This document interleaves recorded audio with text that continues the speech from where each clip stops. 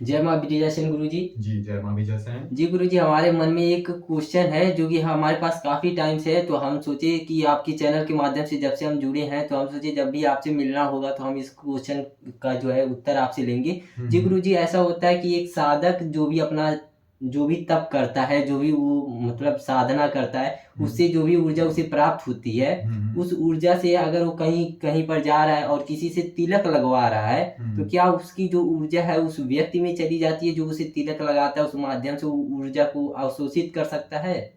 हम आपको समझा देते हैं, प्रश्न आपने काफ़ी अच्छा किया है और ये मतलब एक तरीके से बहुत सारे साधकों के अंदर एक भ्रांति रहती है कि इस तरीके से ऐसा कुछ होता है। लेकिन हम आपको समझाना चाहेंगे कि क्या होता है कि अगर कोई व्यक्ति आपका तिलक करता है, ठीक है?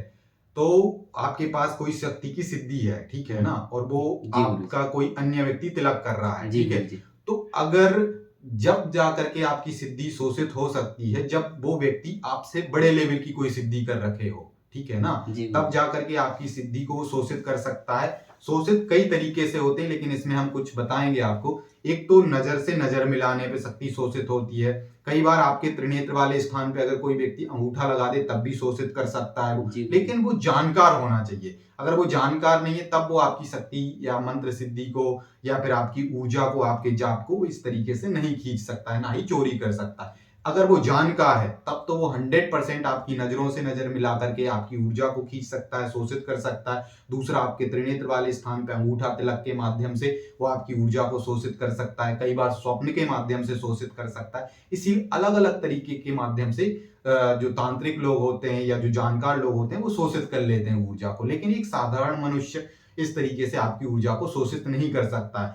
और एक और चीज़ है कि हम आपको इसमें ये भी बताना चाहेंगे कि अगर बड़े से बड़ा जानकार है, उससे कोई फ़र्क नहीं पड़ता। अगर आपकी शक्ति आपके ऊपर कृपा करे हुए कोई महाशक्ति है और उसकी आप भक्ति के रूप में एक सच्चे हृदय के साथ, समर्पणता के साथ उसकी सेवा करते हैं और आपके ऊपर उस शक्ति की बहुत विशिष्ट कृपा है, तो वो शक्ति आपके ऊपर स्वतः ही कवच का निर्माण करके रखती है। इतनी आसानी पूर्वक बड़े से बड़ा जानकार भी आपकी शक्ति को शोषित नहीं कर सकता है। जैसे कि कोई महाशक्ति, आप जैसे मान लीजिए माँ भगवती, माँ भवानी, माँ शेरावाली की अगर आप सेवा करते हैं, भोले बाबा की सेवा करते हैं, भैरव बाबा की सेवा करते हैं, हनुमान जी की सेवा करते हैं, तो ये बहुत बड़े लेवल की शक्तियाँ। इनकी जो मंत्रित शक्ति है, इसको एक साधारण मनुष्य, बड़े से बड़ा कोई जानकार भी शोषित नहीं कर सकता है, क्योंकि इनकी ऊर्जा को शोषित करने के लिए इनके ही बराबर की शक्ति चाहिए। और इस तरीके का जो जानकार साधक होता है या भक्त होता है, तांत्रिक होता है, तो ये घिनौनी हरकतें कोई भी ऐसा साधक नहीं करता जो ईश्वरीय शक्तियों से जुड़ा होता है। जो दुष्ट प्रवृत्ति के तांत्रिक या साधक होते हैं, वो इस तरीके से कर्म करते हैं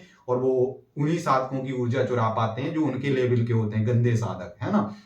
लेकिन एक बड़े साधक की ऊर्जा इतनी आसानी से आप नहीं चुरा सकते, क्योंकि आपकी शक्ति ही आपके ऊपर स्वतः ही कवच का निर्माण करके रखती है जब आप उसकी शरण में रहते हैं। क्योंकि आप जैसे हनुमान जी की भक्ति करते हैं, तो आप समझ लीजिए कि आप देवी के साथ हनुमान चालीसा पढ़ते हैं, 11 हनुमान चालीसा के जी पाठ गुरु जी। करते हैं, तो हनुमान जी महाराज स्वतः ही आपके ऊपर कवच लगा के रखेंगे। ऐसा कवच कि बड़े से बड़े तांत्रिक भी भ्रम में आ जाएंगे कि ये किस तरीके के कवच है। वो आपका खंडन ही नहीं कर पाएंगे, उस कवच का आपके अंदर प्रवेश ही नहीं कर पाएंगे, आपको किसी प्रकार की जानकारी ही नहीं ले पाएंगे। ऐसे ही दुर्गा माता का, आप दुर्गा चालीसा का पाठ करें, दुर्गा कवच का पाठ करें, आप कवच के अंदर समाहित रहेंगे, मतलब कवच के अंदर रहेंगे, कोई भी आपका कुछ नहीं बिगाड़ सकता। तो इन चीजों को समझना बहुत जरूरी है।